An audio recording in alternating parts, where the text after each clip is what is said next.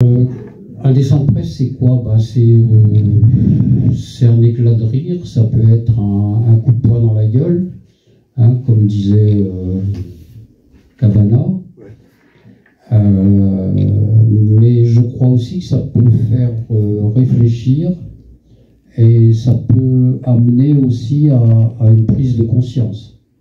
L'idéal, c'est un dessin qui fait rire, mais qu'est-ce qui fait rire encore maintenant, hein? On s'aperçoit qu'avec les réseaux sociaux, c'est parfois compliqué, parce que chacun a tendance à réagir en fonction, non pas de la raison ou de l'humour, mais en fonction de ses croyances.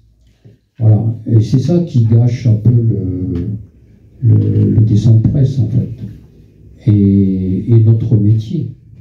Hein. C'est un métier dangereux. Moi, j'ai jamais cru on pouvait mourir pour un dessin. J'ai eu la chance de travailler avec... En 2015, sauf qu'il y avait déjà eu des précédents. Voilà.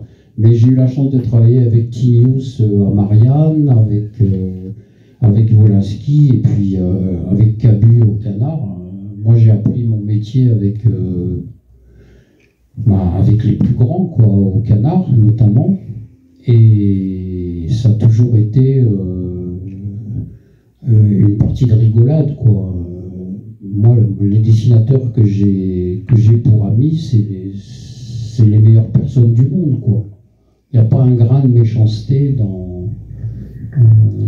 chez eux. Hein. La différence entre l'écrit et le dessin. Il y a des choses qui passent par le dessin, qui peuvent passer, qui ne passent pas par l'écrit.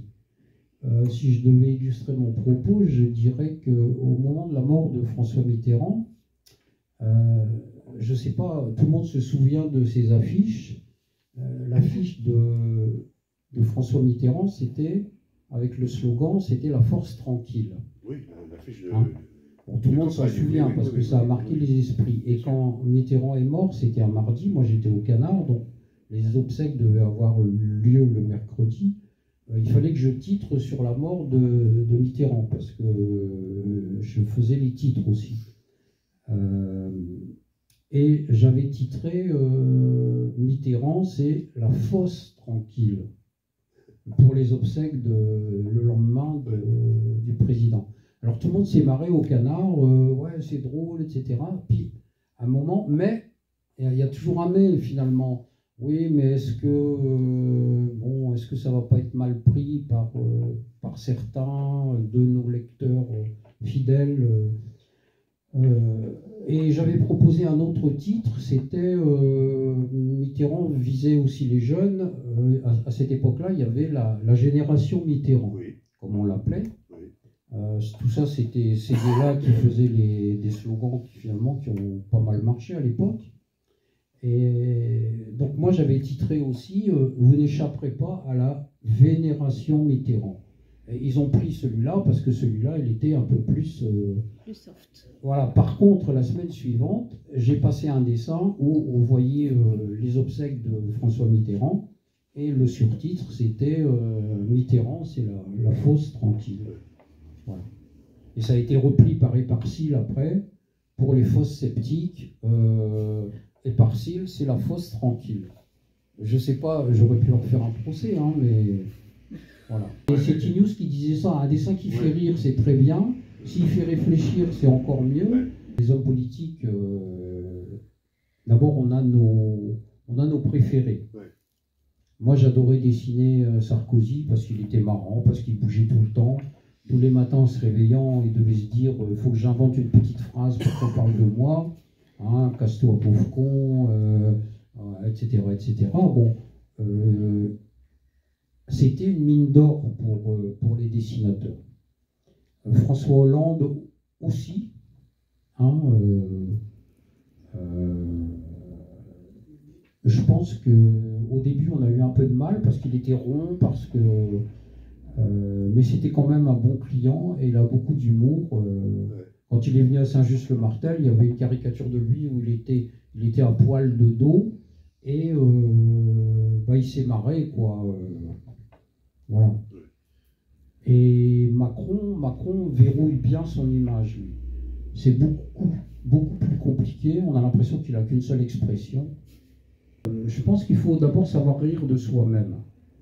Au moment parce que tout le monde le sait, je fais partie des gens qui ont été inondés, j'ai perdu mon atelier, beaucoup de dessins originaux et tout ça. Et j'ai un copain qui m'a envoyé un mail, un copain dessinateur, et il m'a dit, moi, si ça m'arrivait, je crois que je me suiciderais. Alors, je lui ai répondu, oui, tu as raison. Voilà, quand même. Voilà. Je me suis acheté un pistolet à eau. Bon. Il faut rire de ses propres malheurs, parce que de toute façon, quand on voit ce qui se passe dans le monde actuellement, on n'est jamais le plus à plaindre. Et puis, oui, le rire, c'est la politique du désespoir aussi, mais il vaut mieux en rire pour ne pas avoir à en pleurer. Il faut savoir qu'un dessin, il y a une époque où, effectivement, la couverture de Paris Match, comme faisait Wolinski, c'était payé, quoi, j'allais parler en ancien franc, on va dire que c'était payé 800 €. Maintenant, le moindre dessin dans un journal, c'est 100, 150 € dans le meilleur des cas. Alors quand on est pigiste, à la fin du mois, d'abord il faut réclamer. Je trouve que quelque part, c'est humiliant quand même. Bien sûr. Hein, il faut dire, j'ai passé tel dessin dans telle date, j'ai fait un jeu de mots dans un titre. Non, c'est dur, quoi. Alors c'est ce qui explique le peu de cartes de journalistes. Bien sûr. Chez les dessinateurs. Il y en a combien à peu près? Ça, je sais pas, mais ouais, vraiment, je dirais qu'au Canard, ils ont eu... C'est un journal qui a quand même toujours respecté ses employés, en tout cas à mon époque, et la plupart des gens qui ont collaboré régulièrement au Canard, ils avaient la carte de presse, quoi. Ouais.